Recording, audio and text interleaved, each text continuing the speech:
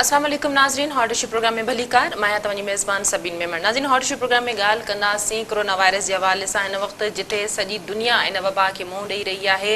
ऐं तमामु घणी डिस्टर्बेंस आहे मुआशी हवाले सां बि, त उते माण्हुनि जो जिते कारोबार बंदि थियो आहे, माण्हुनि जो रोज़गार मुतासिर थियो आहे, ॾिहाड़ीदार मज़दूरदार तबिको जेको आहे घर वेही रहियो आहे, उन्हनि खे मुख़्तलिफ़ मुआशी मसइला पेश अचनि था। त उन्हनि में कुझु अहिड़नि मसइलनि बि कर खंयो आहे जेके अॻ ई कर खयल बीठा हुआ, पर हाणे उन्हनि में वाध ॾिसिजे थी। जंहिंमें अगरि ॻाल्हि कजे औरतनि जे हवाले सां त घरनि में औरतनि ते तशद्दुद, औरतनि ते मार मोचड़ो या ख़ुदकुशी जो रुझान या क़त्ल करणु, इन तरह जा वाक़िया तमामु घणा वधिया बि आहिनि जेके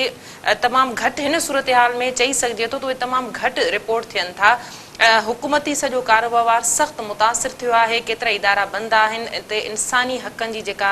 बुनियादी हक़नि जी जेका लताड़ थिए थी उहा यकीनन ॻणतीअ जोगी आहे। जेकॾहिं असां थोरो ई फिगर ॿुधायूं त इन शुरूआती 5 महीननि में हिन वक़्त ताईं जेके आहिनि से मजमूई तौरु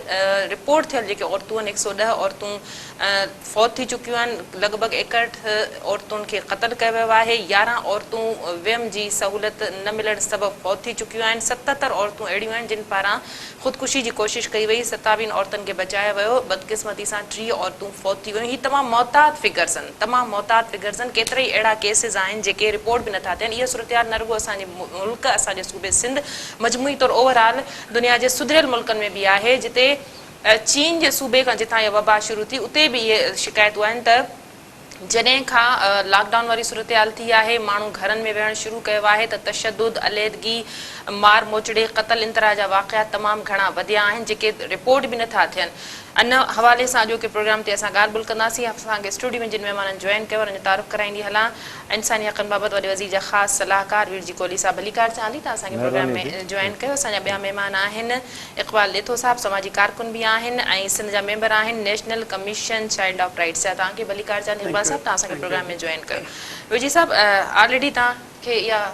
इन ते कमु बि कयो पिया, तव्हांजी वज़ारत बि इहा ई आहे, पर मौजूदा सूरत हाल हूअं ई असां वटि आम तरह रोज़ानो 4, 5, 8 केस रिपोर्ट थियण का नई ॻाल्हि न रही आहे, पर मौजूदा सूरत हाल में कीअं था ॾिसो, इन केसनि में तमामु घणी वाध ॾिठी वई आहे।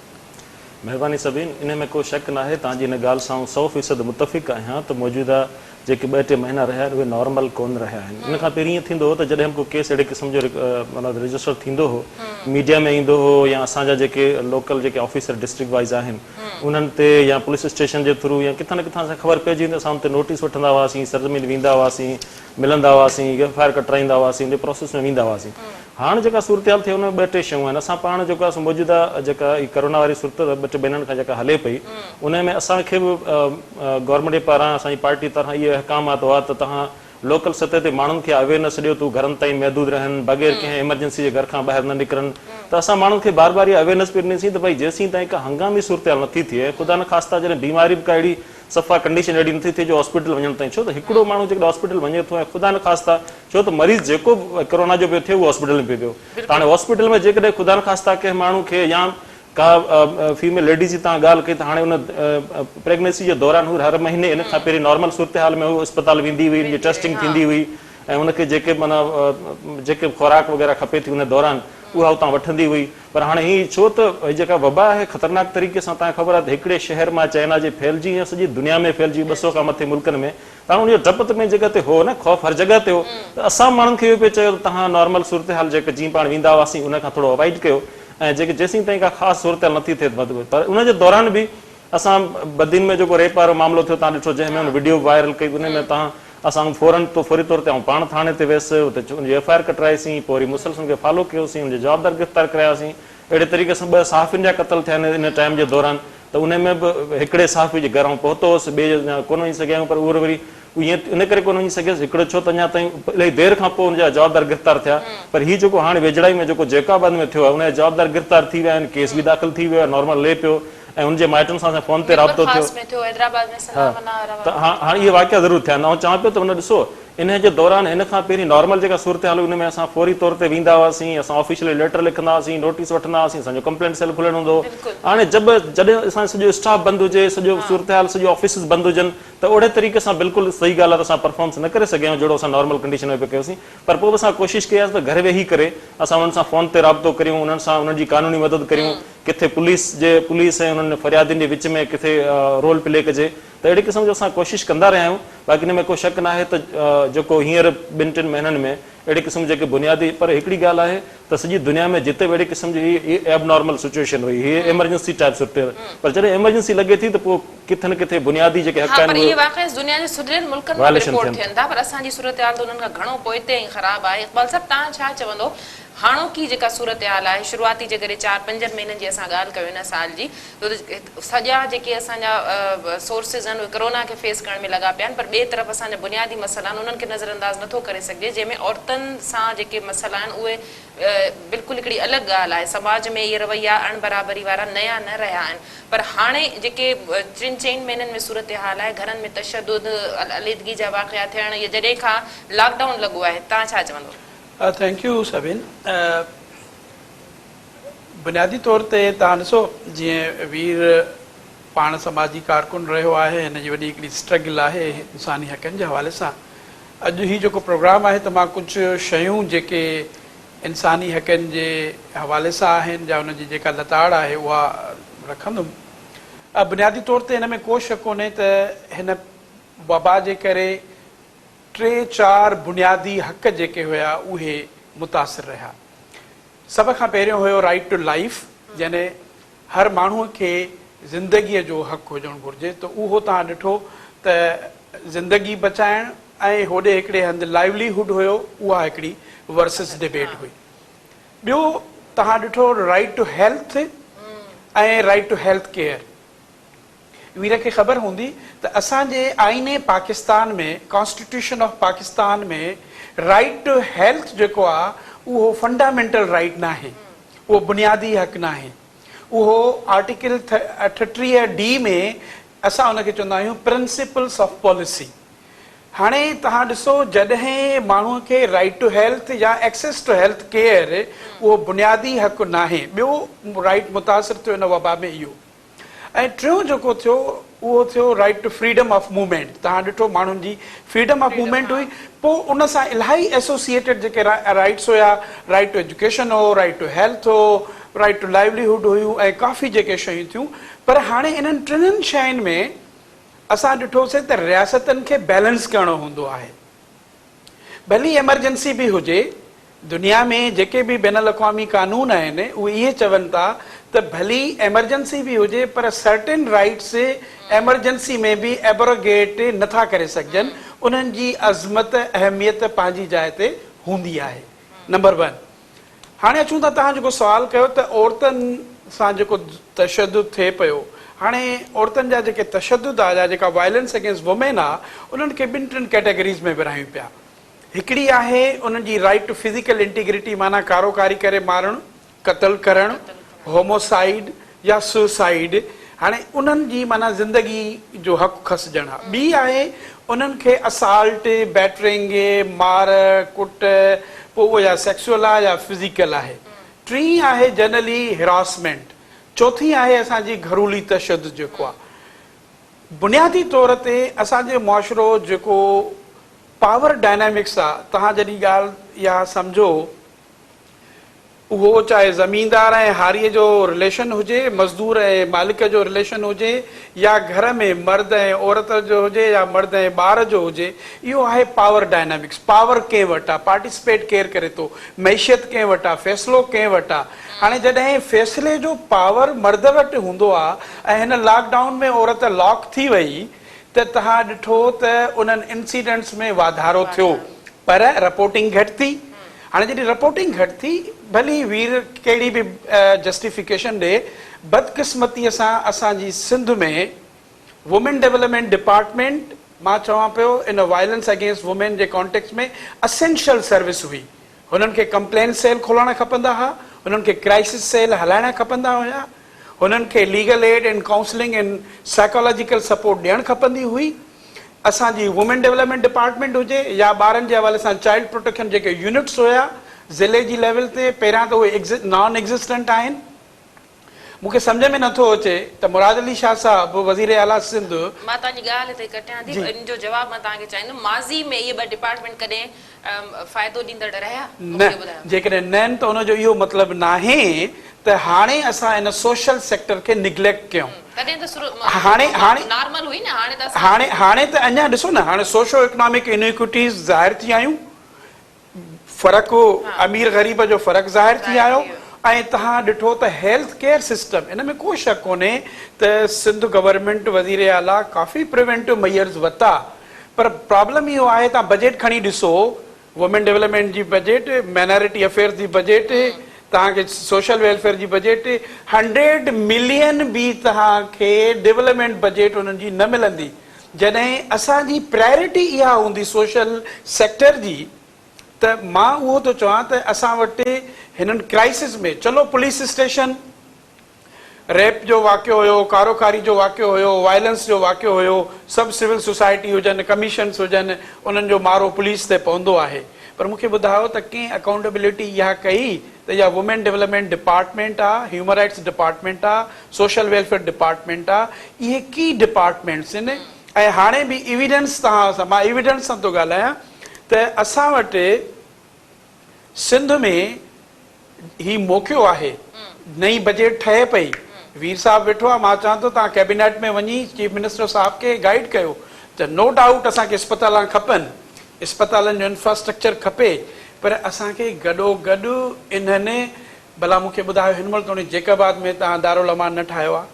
तव्हां मीरपुर ख़ास में दारुल अमान न ठाहियो आहे, तव्हां दादू में दारुल अमान न ठाहियो आहे, तव्हां कंदकोट में न ठाहियो आहे, तव्हां कंबर में न ठाहियो आहे। अञा ताईं उहे 3 दारुल अमान जेको सखर आहे, लाड़काणो आहे, हैदराबाद आहे, हाणे नवाब शाह में उहो थोरो शुरू कयो आहे। ॿारनि जा ॾिसो, जेकॾहिं उहे 3 सखर आहे, हैदराबाद आहे, कराची सॼे में हिकिड़ी सर्वे आहे कि 30,000 ॿार रोडनि ते आहिनि, 30,000। मां वीर जी साहब खां बि इन ते अकाउंटेबिलिटी त असां वटि इन्हनि मामलनि जी कॾहिं रही न आहे न, जेके एजुकेशन हेल्थ या ॿिया जेके राइट्स आहिनि इक़बाल साहब चयो, उहो त असां चऊं ई नथा, उहो त मिलनि ई कोन था, बुनियादी इंसानी हक़ त माण्हुनि खे मिलनि ई कोन था। जिथे पीअण जो साफ़ पाणी नथो मिले त उते त बाक़ी सभु ॻाल्हियूं पोइ ते आहिनि, पर हीअ जेका वॉयलेशन थिए थी ऐं हिननि में राब्तनि जी खोट आहे, घणियूं औरतूं जेके आहिनि ख़ौफ़ जे करे बि हाणे नथियूं ॿुधाइनि, उन ख़बर आहे हाणे हिन सूरत हाल में त हूअं ई कुझु न थींदो, आम सूरत हाल में बि इहे मामला असांखे घटि थींदे नज़र न आया, पर मौजूदा सूरत हाल में त शायदि उन्हनि जी उमेद ई न रही आहे। अधी ॻाल्हि इहा आहे त ॾिसो, हिकिड़ी त हिकिड़ी एबनॉर्मल सूरत हाल आहे जेको लॉकडाउन जे करे या कोरोना जे करे, उहा मूं सवेल तव्हांखे ॿुधायो त हुन सां एग्री आहे, जेका सॼे वर्ल्ड लेवल ते आहे, उन में इंसानी बुनियादी हक़ूक़ मुअतल थिया आहिनि, हिन में कोई शक न आहे, मुतासिर थिया आहिनि। पर जेका इक़बाल साहब ॻाल्हि थो करे त नॉर्मल सिचुएशन मां तव्हांखे ॿुधायां, हिननि ॻाल्हि इक़बाल साहब ॻाल्हि कई चाइल्ड लेबर जेको अब्यूज़ जे हवाले सां, ॿारनि जे हवाले सां, या पोइ औरतुनि जे हवाले सां, या माइनॉरिटीज़ जे हवाले सां। ऐं चैलेंज थो करियां पाकिस्तान जे ॿियनि समूरनि सूबनि खे त जहिड़े तरीक़े सां सिंध में मैनेज कयो आहे, जेकॾहिं किथे करे ॾेखारियो आहे, साबित करे ॾेखारियो, माइनॉरिटी हवाले सां 1,80 करोड़ रुपया सालाना बजट हूंदी आहे माइनॉरिटी डेवलपमेंट फंड जे लाइ, ख़ासि तौर ते माइनॉरिटी जे लाइ। ॿिए कंहिं सूबे में एतिरी फंड आहे मूंखे ॾेखारियो ऐं साबित करियो, ऐं जेको ॾंड चऊं भरण लाइ तयारु आहियां। हिकिड़ी शइ, ॿी शइ आहे त औरतुनि जे हवाले, औरतुनि जे राइट्स जे हवाले सां, औरतुनि जे राइट्स जे हवाले सां जेतिरी कानून साज़ी चए या जेतिरो सिस्टम सिंध जे अंदरि जुड़ियो आहे, ॿियो किथे बि जुड़ियो हुजे मूंखे तव्हां ॿुधायो, उनजी कानून साज़ी हुजे, चाहे त पीपल्स पार्टी बहितरीन कई आहे, इनखां त इनकार नथो करे सघे, पर जेके डिपार्टमेंट्स इक़बाल साहब चया आहिनि, इन पर्सन अगरि तव्हां वटि जेका वज़ारत आहे, यकीनन तव्हां राब्ते में रहो था या एक्शन खणो था जिते, पर ओवरऑल ॿिया बि त डिपार्टमेंट्स आहिनि न, उन्हनि जी मजबूरी ऐं माइनॉरिटी डेवलपमेंट डिपार्टमेंट जी ॻाल्हि थो करियां त उन्हनि नॉर्मल सिचुएशन में कहिड़ो इशू आहे, कहिड़ो मामलो आहे जंहिं ते उन नोटिस न वरितो हुजे। मैडम शैला रज़ा पाण जेका असां मूं कई दफ़ा ॾिठो आहे, तूं फील्ड में हूंदी आहे, कॾहिं टने गुलाम ली वेठी आहे, कॾहिं खिपरो वेठी आहे, जिते बि अहिड़े क़िस्म जा इशू थींदा हुआ औरतुनि जा, उहो पाण वेंदी हुई, हुते विज़िट कंदी हुई, उनजा कंप्लेंट सेल हुया, उनजा क्राइसिस सेंटर पंहिंजी जॻह ते 5-7 आहिनि जेके डिवीजन लेवल ते कमु कनि पिया, उहे हर जॻह ते पंहिंजो नॉर्मल सिचुएशन में कमु कयो पिए। पर जॾहिं डिपार्टमेंट सॼा बंदि थिया, ज़ाहिर आहे हर शइ बंदि थी न, त उनखे तव्हां इहो नथा चई सघो त भई नॉर्मल सिचुएशन में छा न पियो थियो। ख़ासि तौर ते ॿारनि जे हवाले सां जंहिं तरीक़े सां हिते कमु थियो, कमेटियूं ठहियूं, डिस्ट्रिक्ट वाइज़ कमेटियूं ठहियूं, नॉर्मल सिचुएशन में छो त मूं वटि इंसान हक़नि जो खातो आहे, त इंसान हक़नि जो खातो समूरनि खातनि सां कंहिं कंहिं मामले ते कनेक्टेड रहे थो। त असां जॾहिं हुननि सां रिपोर्ट घुरंदा हुआसीं, जॾहिं को केस ॿारनि जे हवाले सां थींदो, पर हाणे लॉकडाउन जे हवाले सां बि हींअर तव्हांखे ख़बर आहे, पहिरीं जेको स्कूल बंदि कया तॾहिं बि असांजे ज़हन में इहो त भई ॿार मुतासिर न थियनि, उनजे बावजूदि घरनि में रहंदे ॿार 1100 ॿार मुतासिर थिया आहिनि, जेको रिकॉर्ड थियो आहे। त हाणे इहे मामला पंहिंजी जॻह ते आहिनि न, उहे कोरोना जे करे आहिनि, लॉकडाउन जे करे आहिनि। सिचुएशन ज़रूरु ख़राब थी आहे, हिन में कोई शक कोन्हे, पर उहा रुॻो सिंध जे हिकिड़े इलाइक़े जी त ॻाल्हि था करे सघो, सॼे मुल्क, सॼी दुनिया लेवल जी ॻाल्हि आहे। बाक़ी ज़ाती तौर ते डिपार्टमेंट जेके आहिनि जंहिं नॉर्मल सिचुएशन में कमु पिए कयो हाणे हिन वक़्तु जॾहिं दुनिया अञा ताईं नॉर्मल त कोन थी आहे, केसिस वधनि पिया, पर उनजे बावजूदि असां रेगुलर वेठा आहियूं, असां सभु ऑफिसर्स वेठियूं आहिनि, असांजा सेक्रेटरी वेठा आहिनि ऐं सभु असां नॉर्मल जीअं ईंदो आहे असां इहे कमु करियूं पिया, वञूं पिया, जिते अहिड़े क़िस्म जा केस थियनि था असां नोटिस वठूं पिया, असां हुन ते केस दाख़िल करायूं पिया, माण्हू गिरफ़्तार करायूं पिया, सहाफ़ी क़तल थियनि था उते असां वञूं पिया, हर जॻह ते असां हिन सिचुएशन में जॾहिं ऑफिस खुलियूं आहिनि त असां वञूं पिया, हर जॻह ते पहुचूं था। जी इक़बाल साहब। अदी ॾिसो, मां अगेन लॉजिक सां ॻाल्हाईंदुमि ऐं सिस्टम सां ॻाल्हाईंदुमि। पहिरियां जेकॾहिं ॾिसो, लॉ पॉलिसी इंस्टीट्यूशन हिकिड़ो पार्ट आहे, ॿियो पार्ट आहे त उन्हनि जे लाइ तव्हां बजेटरी अलोकेशन कयो, टियों पार्ट आहे त उन्हनि इदारनि खे तव्हां हलायो। लॉकडाउन त शुरू थियो असांजो मिसलन 22 मार्च खां, ठीकु, तव्हां अॼु इहो रिकॉर्ड ते नोट कयो, वीर जी साहब बि वञी नोट करे, त Sindh domestic violence prevention and protection act 2013 में आयो आहे सिंध में, औरतुनि जे तशद्दुद जे ख़ात्मे जे लाइ 2013 में आयो आहे। उनजो सेक्शन 17 थो चवे त सॼी सिंध में वुमेन प्रोटेक्शन कमेटियूं ठहंदियूं। मूंखे वीर जी साहब ॿुधाए त सिंध जे 29 ज़िलनि में कहिड़े ज़िले में वुमेन प्रोटेक्शन कमेटी ठही, नंबर 1। नंबर 2, उन कमेटीअ जी हर 3 महीने मीटिंग थियणी आहे। जॾहिं मीटिंग थींदी DC जे ऑफिस में त उनजी बजेटरी अलोकेशन थींदी ऐं उनखे उन ज़िले ते फंक्शन्स करणा पवंदा। अचो Sindh child marriage restraint act 2013 ते, उनजे रूल्स 2016 में ठहिया। उनजो सेक्शन 35 थो चए त ज़िले लेवल ते district monitoring committee on child marriage ठहंदी। ॿियनि खे छॾे ॾियो, मिठी खणे, उमरकोट खणे, मीरपुर ख़ासि खणे, ऐं मूंखे हिकिड़ो उमरकोट में लास्ट महीने मां पाण वियुमि, उते मीटिंग थी, मीरपुर ख़ासि में थिए पई, पर मां जनरली थो ॿुधायां त लॉ ठहे थो, इंस्टीट्यूशन ठहे थो, स्ट्रक्चर ठहे थो। असली ॻाल्हि आहे उनखे वियन ॾियणु, उनखे पॉलिसी गाइडलाइन ॾियणु। त सिंध में ॿियो साल थियो आहे त provincial monitoring committee on child marriage जी हिकिड़ी मीटिंग न थी आहे। निकाह नामो साईं थो ॻाल्हि करे, उन निकाह नामे में इहा सिंध वाहिद सूबो आहे पाकिस्तान में, आई मस्ट एप्रिशिएट, जंहिं छोकिरी ऐं छोकिरे जी उमिरि 18 साल कई, पर अॼु जॾहिं निकाह नामे में उहो कालम तव्हां न आणींदव, उहो निकाह नामे जो जेको हेठि जेको निकाह रजिस्ट्रार आहे उन ताईं उहा शइ न वेंदी। हाणे ॿियो साल थियो आहे, वुमेन डेवलपमेंट डिपार्टमेंट उन निकाह नामे में उहा तरमीम नथी आणे सघे। नंबर 2, अचो वुमेन डेवलपमेंट डिपार्टमेंट जी ॻाल्हि थो करे असांजो मिनिस्टर साहब, त वुमेन कंप्लेंट क्राइसिस सेंटर आहिनि, वुमेन कंप्लेंट सेल आहिनि। असां इहो था चऊं त इन्हनि खे हिकिड़ी औरत अदी वॾो प्रॉब्लम असां वटि आहे त उहा थाणे ते थी वञे त उनखे चवनि था त होॾे वञ, ही केस ॿुधण जोॻो आहे या न आहे। असां इहो बार बार चऊं था त हिकिड़ी 1 विंडो ऑपरेशन कयो, जिते वुमेन डेवलपमेंट ऑफिसर बि विहारियो, जिते पुलिस जी FIR बि कटिजे, ऐं हिन महिल तोणी नो डाउट 5-6 लॉज आहिनि असांजे लाइ औरतुनि जा। अचो ॿारनि ते सिंध चाइल्ड प्रोटेक्शन अथॉरिटी ठही आहे, उनखे 50 मिलियन अलोकेट थिया। पहिरें साल बि उनजी बजेटरी अलोकेशन हुई, उहा लैप्स थी वई। हिन साल बि पंजाब जा अलोन सिर्फ़ चाइल्ड प्रोटेक्शन ब्यूरो जी 700 मिलियन आहे। छा ॿार कराचीअ जे स्ट्रीट्स ते, मां चवंदो आहियां गाॾीअ ते बीहारियो चौराहे ते, त तव्हांखे जेॾी महिल गाॾीअ खे धकु लॻे थो न, तव्हांजे अंदरि ज़मीर खे धकु लॻे थो, तव्हांखे चौराहे ते बीह नथा सघो। हिन महिल तोणी 10 साल थियो आहे कोरंगी में स्ट्रीट चिल्ड्रन जी ॿारनि जे लाइ रखण जो प्रोजेक्ट, उहो पूरो थो थी सघे। हिन महिल तोणी दारुल इत्फाल नथा ठही सघनि। अचो माइनॉरिटीज़ ते, माइनॉरिटीज़ में नो डाउट टेम्पल्स ते, उन्हनि जी कंस्ट्रक्शन ते, स्टूडेंट्स उनजी स्कॉलरशिप ते, ठीकु आहे, इहे 2-3 कॉम्पोनेंट ॾाढा सुठा आहिनि। स्टूडेंट जी स्कॉलरशिप आहे, पर ॻाल्हि इहा आहे त सुप्रीम कोर्ट जे जस्टिस तसदुक हुसैन जिलानी 19 जून 2014 ते जजमेंट ॾिनी हुई त औरतुनि माइनॉरिटी राइट्स जी कमीशन ठहे, प्लस हुननि इहो चयो हुयो असां वटि भला फोर्स कन्वर्जन अञा ताईं ख़तमु थी आहे। चलो एक्ट जेकॾहिं मुराद अली शाह साहब उन वक़्तु बि लेटर लिखी करे सईद ज़मान सिद्दीकी खे चयो त लैंग्वेज में इशूज़ आहिनि, वापसि कयो बिल, चलो उन वक़्तु मौलविन बि कयो, उन वक़्तु MQM बि बैक करे वई। हाणे 2 साल थिया आहिनि फोर्स कन्वर्जन जा, वेठो आहे वीर जी कोहली, भली इंडिपेंडेंट इदारनि खां पुछा करे मां अचां थो हिन ते फोर्स कन्वर्जन जो इशू। भला मूंखे ॿुधायो, हिनमहिल ताईं नौतन लाल जो घोटकीअ में जेको इशू थियो त सिविल राइट्स हुजनि, पॉलिटिकल राइट्स हुजनि, जेके माइनॉरिटीज़ जा आहिनि, नो डाउट असां वटि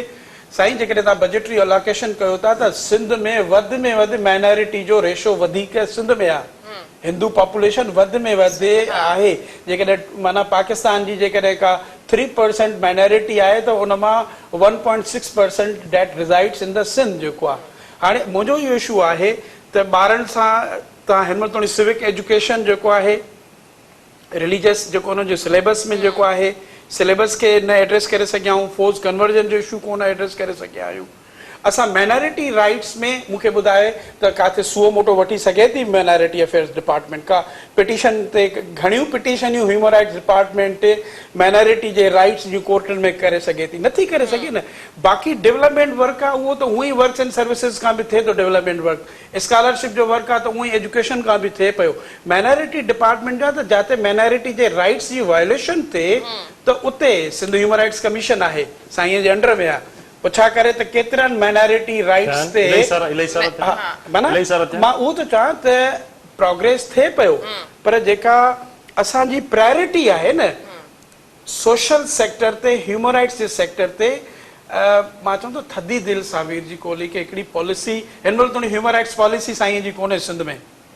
ठीकु आहे, हिनमहिल ताईं चाइल्ड राइट्स पॉलिसी कोन्हे, आहे न, छो कोन्हे मूंखे ॿुधायो तव्हां, छो कोन्हे तव्हां विच में असां जेको ड्राफ्ट ठाहियो उन में असां कुझु शयूं ऐड करण पिया चाहियूं, ठहे त आहे, हिन में कोई शक न आहे, उन में असां का शइ ऐड करण पिया चाहियूं जंहिंजो मूं तव्हां सां डिस्कस बि कयो त वेही पाण ते थोरो कमु करियूं, वर्कआउट करियूं। पर ॻाल्हि इहा आहे त ॾिसो, मूं जॾहिं खां ही चार्ज वरिती पंहिंजे डिपार्टमेंट जी त मूं फौरी तौर 4-5 जेके मेन जेके अचनि था ह्यूमन राइट्स जे हवाले सां, औरतुनि जे राइट्स जे हवाले सां, ॿारनि जे या माइनॉरिटीज़, उन्हनि साम्हूं असां कमेटी मीटिंग ठाहे, असां जेको हिन साल जो असांजो टारगेट हो उन में इहे सभु शयूं हुयूं। उन में असां विजिलेंस कमेटियूं, बॉन्डेड लेबर जी विजिलेंस कमेटी हुई, काफ़ी जेको चाइल्ड प्रोटेक्शन जे हवाले सां चाइल्ड ऑफिसर जेके डिस्ट्रिक्ट लेवल ते थियणा हुआ, या डोमेस्टिक वायलेंस सां, इहो असांजे टारगेट में हिन साल हुआ त कुझु किथे रहियल आहिनि, किथे गैप्स आहे, या जेको कानून हींअर असां पास करायोसीं पंहिंजो सिंध गवर्नमेंट जो जेको हिंदू मैरिज रजिस्ट्रेशन एक्ट वारो, त उन में उनजो इम्प्लीमेंटेशन प्रोसेस में किथे अञा शयूं आहिनि, किथे हेरासमेंट जो केस जेको कानून ठहियल आहे उनजी इम्प्लीमेंटेशन किथे प्रोसेस आहिनि। इहो असांजो 10-12 कानून हुआ जेके असां हिन साल असां सिलेक्ट कयासीं, ऐं उन में असां उन्हनि समूरनि इदारनि खे, जे कंसर्न इदारनि उनखे ऑन बोर्ड रखियोसीं,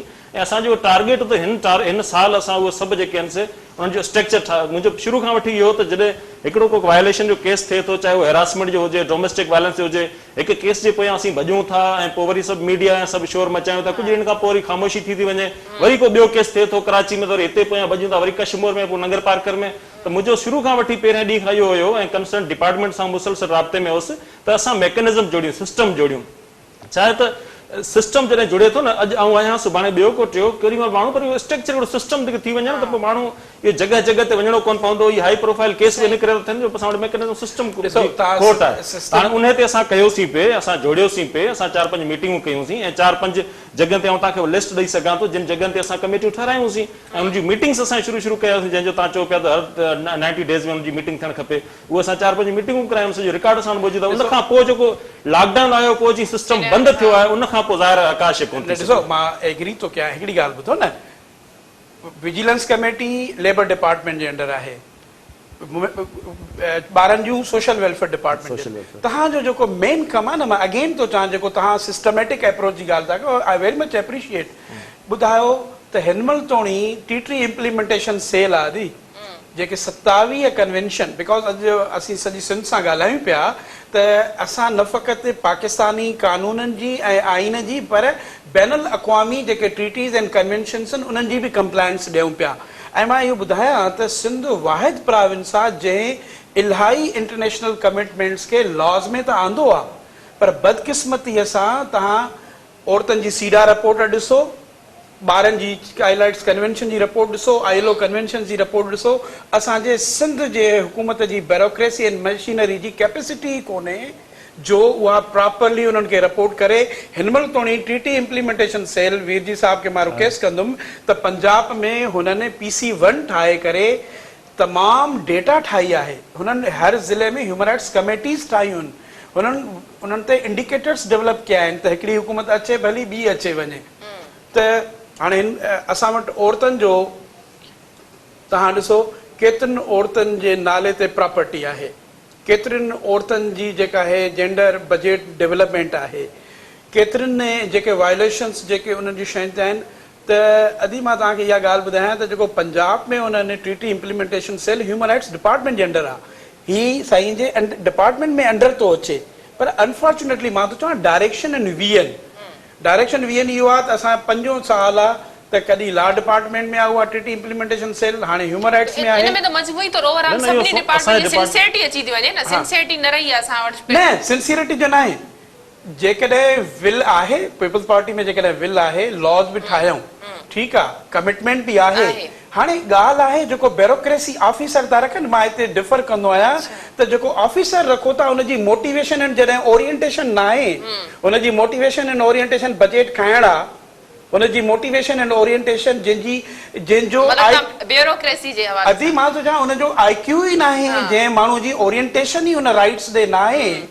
हिकिड़ो माण्हू जेको चए थो त मूंखे ह्यूमन राइट्स जी का ख़बर कोन्हे ऐं उनजी का कंट्रीब्यूशन न हुजे, साॻी ॻाल्हि आहे वुमेन डिपार्टमेंट। ब्यूरोक्रेसी जा मामलनि खे त ख़ुदि सूबाई हुकूमत या वज़ीर पिण उन्हनि खां भोगे चुका आहिनि, इहे मामलात आहिनि। इम्प्लीमेंटेशन वारी ॻाल्हि आउं तव्हांखे ॿुधायां त मूं हिकिड़ी जीअं आयसि मुंहिंजो ख़्यालु आहे कोई जनवरी में शायदि, ऐं अगरि नथो भुलिजां जनवरी जी 5वीं तारीख़ हुई शायदि, त उन में असां मीटिंग कई ऐं सिंध असेंबली जे मथे जेको आहे सो कमेटी रूम में असां मीटिंग कई ऐं उन में 14 जेके मेन डिपार्टमेंट आहिनि उन सभिनी खे घुरायो, उनजा समूरनि जा सेक्रेटरी हुया ऐं उन सजेशन्स असां सीएम साहिब जे साम्हूं रखी ऐं सीएम साहिबु उन ते असांखे एप्रिशिएट बि कयो। उन्हनि चयो त तव्हां हिन जे लाइ हवाले कमेटीज़ जे हवाले सां हाणे उहे शयूं असां ठाहियूं पिया, उहे बिल्कुलु मेच्योर आहिनि। हाणे जेको ईंदड़ बजट में असां रखंदासीं सीएम साहिब सां सिंध गवर्नमेंट जे अॻियां। हाणे ॻाल्हि इहा आहे त इम्प्लीमेंटेशन प्रोसेस जेको आहे न उहो ईअं न आहे त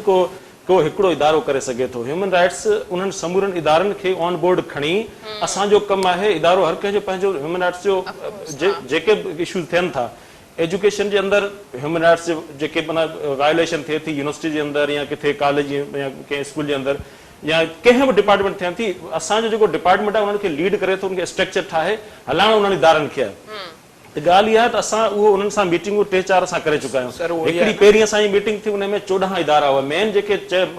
इदारा आहिनि उहे सभु जा सभु उन में सेक्रेटरीज़ हुया। उनखां पोइ जेके 4-5 मेन इदारा आहिनि जंहिंमें हेल्थ अचे थो या पंहिंजो सोशल वेलफेयर अचे थो, माइनॉरिटी अचे थो या औरतुनि जो अचे थो, त उन्हनि इदारनि सां वेही करे असां इहो टास्क रखियोसीं हिन साल जो ऐं उहो टास्क असां ABC करे असां 12 कानून आहिनि, उहे 12 कानून जंहिंजे तहत इहे सभु कमेटियूं ठहियूं आहिनि जंहिंजो तव्हां डिस्कस कयो था ऐं उहे सभु कमेटियूं असांजो टारगेट हुयो त हिन साल में असांखे अचीव करिणो आहे ऐं उन में असां स्टार्ट में जेके 3-4 महीना हुआ उहो असां ॾाढो बहितरीन तरीक़े सां तव्हांखे हिकिड़ी हिकिड़ी शइ ॾेई सघां थो ऐं उहो रोज़ाना बेसिस ते असांजूं एक्टिविटीज़ थियूं आहिनि उहो ॾेई सघां थो। असांजो सॼो ज़ोर इन